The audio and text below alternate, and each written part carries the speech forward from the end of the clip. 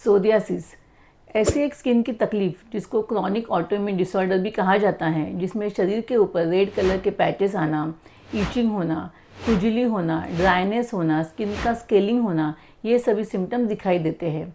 जब भी एलोपैथी में या कोई भी अदर ट्रीटमेंट भी हम लोग जब इसकी करते हैं तो टेम्पररी इसमें राहत मिलती है, परंतु थोड़े ही समय के बाद यह प्रॉब्लम फिर से दिखाई देता है। और ऐसी कंडीशन में अगर आयुर्वेद की चिकित्सा पूरी तरीके से और सही तरीके से हम लोग करते हैं तो यह सभी सिम्टम्स और यह बीमारी पूरी तरीके से ठीक हो सकती है। पिछले वीडियो में हमने सोरियासिस के क्या कारण होते हैं और क्या लक्षण होते हैं उसके बारे में पूरी जानकारी ली थी।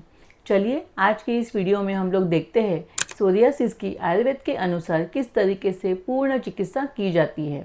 नमस्ते, मैं डॉक्टर पल्लवी भिरुड आप सभी का हमारे सायो आयुर्वेद और गर्भ संस्कार के यूट्यूब चैनल पर स्वागत करती हूँ। आयुर्वेद के अनुसार सोरियासिस यह कुष्ठ रोग की श्रेणी में वर्णन किया गया है।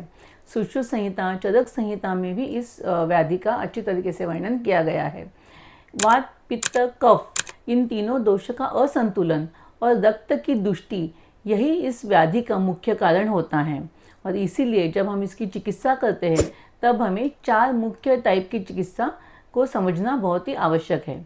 आयुर्वेद में इसकी चिकित्सा करते समय शोधन चिकित्सा, शमन चिकित्सा, आहार का सही तरीके से उपयोग करना और जीवन शैली में परिवर्तन करना, ये सभी तरीके से अगर हम लोग इसकी ट्रीटमेंट करते हैं, चिकित्सा करते हैं तो यह सोरियासिस व्याधि पूरी तरीके से ठीक हो सकता है। तो सबसे पहली है शोधन चिकित्सा। शोधन मतलब जब कोई भी बीमारी होती है उसका जो कारण होता है, मेन टॉक्सिन्स होते हैं, आम दोष होता है, तो जब तक यह टॉक्सिन्स या आम दोष शरीर से बाहर नहीं निकलते तब तक कितनी भी दवाइयाँ हम लोग देते हैं तो भी वह बीमारी ठीक नहीं हो सकती है। और इसीलिए शोधन चिकित्सा में शरीर को सही तरीके से शुद्ध करना यह इम्पॉर्टेंट कार्य होता है। पंचकर्म के माध्यम से यह शोधन चिकित्सा की जाती है। आयुर्वेद के अनुसार सोरियासिस की ट्रीटमेंट करते समय सभी प्रकार के पंचकर्म का उपयोग किया जाता है। वमन पंचकर्म, विरेचन पंचकर्म, खास करके रक्तमोक्षण पंचकर्म, इसका अच्छी तरीके से अगर हम लोग उपयोग करते हैं तो यह सोरियासिस की व्याधि में जो भी दोष अंदर जमा है, जो कफ दोष या रक्त दुष्टि वहाँ पे है, उसको बाहर निकाला जा सकता है और जिससे कि यह व्याधि पूरी तरीके से ठीक होने में आपको लाभ मिल सकता है। उसी के साथ साथ नस्य चिकित्सा, स्ट्रेस होता है तो शिरोधारा चिकित्सा, ऐसे जो शोधन प्रक्रिया है, पंचकर्म की चिकित्साएं है, इनका भी उपयोग हम लोग सोरियासिस के व्याधि में करते हैं। सेकेंड चिकित्सा जो होती है शमन चिकित्सा। शमन चिकित्सा मतलब जो भी दोषों का इम्बैलेंस शरीर में हुआ है उसको औषधियों के माध्यम से बैलेंस करने की कोशिश करना। और इसीलिए सोरियासिस में नीम, खदीर, मंजिष्ठा ऐसे जो रक्त शुद्धिकर और रक्त दुष्टि को कम करने वाली जो दवाइयाँ होती है इनका उपयोग किया जाता है। भल्लातक जैसे कुछ दवाइयाँ हैं उनका भी उपयोग कफज ऐसे जो सोरियासिस होते हैं उनकी चिकित्सा में किया जाता है। शमन चिकित्सा में डाइजेशन सिस्टम को इम्प्रूव करने वाले मेडिसिन का भी इस्तेमाल किया जाता है, क्योंकि सोरियासिस में अग्निमांद्य, आम दोष यह भी एक व्याधि का कारण बताया है। और इसीलिए जब तक डाइजेशन सिस्टम को इम्प्रूव नहीं किया जाता है यह बीमारी सही तरीके से ठीक नहीं हो सकती। उसी के साथ साथ बाह्य उपयोग के लिए भी कुछ औषधीय तेलों का या कुछ लेप का भी उपयोग सोरियासिस की चिकित्सा में किया जाता है। तीसरा चिकित्सा का जो मुख्य मुद्दा है वह है आहार में सुधार करना, क्योंकि सोरियासिस में आहार का बहुत ही इम्पोर्टेंट रोल होता है। सोरियासिस के जब हमने कारण देखे थे उसमें भी हमने आहार के बारे में बहुत डिटेल में वर्णन किया है। वो सभी जो सोरियासिस के हेतु है, जो कारण है, ऐसे आहार को आपको बंद करना है, जैसे कि विरुद्ध अन्न का सेवन, दूध और मिल्क के सभी प्रोडक्ट्स का जो उपयोग है उसको आपको नहीं करना है, जंक फूड का सेवन, गुरु पदार्थ, नॉन वेजिटेरियन फूड, बाहर के सभी खाद्य पदार्थ, प्रिजर्वेटिव जिसमें होते हैं, ऐसे सभी पदार्थों को आपको अवॉइड करना चाहिए। और घर का बना हुआ ताज़ा, सुपाच्य, हल्का भोजन का आपको सेवन करना चाहिए। ताज़े फल, ताज़ी सब्जियां, इन्हीं का आपको खान पान में उपयोग करना आवश्यक होता है।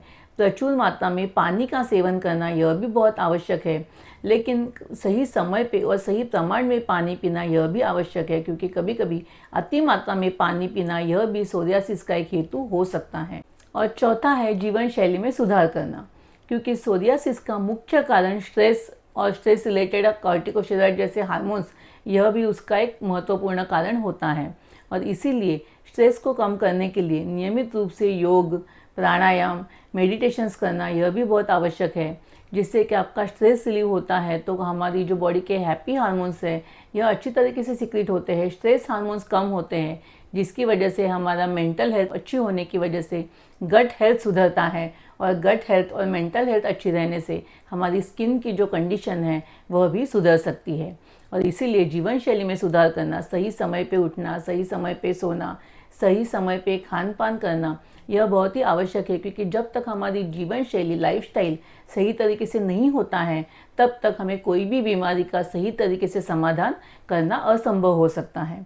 और इसीलिए सोरियासिस जैसी बीमारी में तो लाइफस्टाइल का बहुत ही इम्पॉर्टेंट रोल है, और जब तक हम लोग लाइफस्टाइल को मॉडिफाई नहीं करेंगे यह बीमारी पूरी तरीके से नहीं ठीक हो सकती। इसी के साथ साथ शरीर की सही तरीके से हाइजीन मेंटेन करना, देखभाल करना यह भी आवश्यक है। और इसी तरीके से अगर इन चारों तरीकों का अगर हम लोग सही तरीके से उपयोग करते हैं तो सोरियासिस जैसी क्रॉनिक बीमारी भी हम आयुर्वेद के माध्यम से पूरी तरीके से ठीक कर सकते हैं। तो इस तरीके से हर एक सोरियासिस का पेशेंट अलग होता है, उसके सिम्टम्स अलग होते हैं, उसके कारण अलग होते हैं, इसलिए उसकी प्रकृति के अनुसार, उसकी व्याधि के अनुसार, उसकी व्याधि के प्रकार के अनुसार अगर सही तरीके से पंचकर्म, शोधन चिकित्सा, शमन चिकित्सा, आहार और लाइफस्टाइल मॉडिफिकेशन का पर्सनलाइज उपयोग करके अगर हम लोग पेशेंट की चिकित्सा करते हैं तो सोरियासिस यह व्याधि ठीक हो सकती है। क्योंकि आयुर्वेद में सोरियासिस के सिम्टम्स को सिर्फ दबाया नहीं जाता है, परंतु शरीर से पूरी तरीके से बाहर निकाला जाता है, जिससे कि बीमारी जो है पूरी तरीके से ठीक हो जाए और दवाइयाँ बंद करने के बाद भी पेशेंट स्वस्थ रहे, निरामय रहे। और यही आयुर्वेद का मेन उद्देश्य होता है। और इसीलिए यदि आपको भी सोरियासिस जैसे कोई भी ऐसी जटिल बीमारी से आप ग्रस्त हो तो यकीनन आप भी आपके नज़दीकी आयुर्वेदिक वैद्य से सलाह लेकर अपनी इस व्याधि की चिकित्सा ज़रूर करवा के लीजिए। यदि आपको भी सोरियासिस के बारे में कोई डाउट्स है, कुछ क्वेश्चन है, तो आप हमसे कमेंट बॉक्स में लिख के भी बता सकते हैं। आपको यदि हमारा यह वीडियो अच्छा लगा हो तो इसे लाइक करें, शेयर करें और सब्सक्राइब करें। धन्यवाद।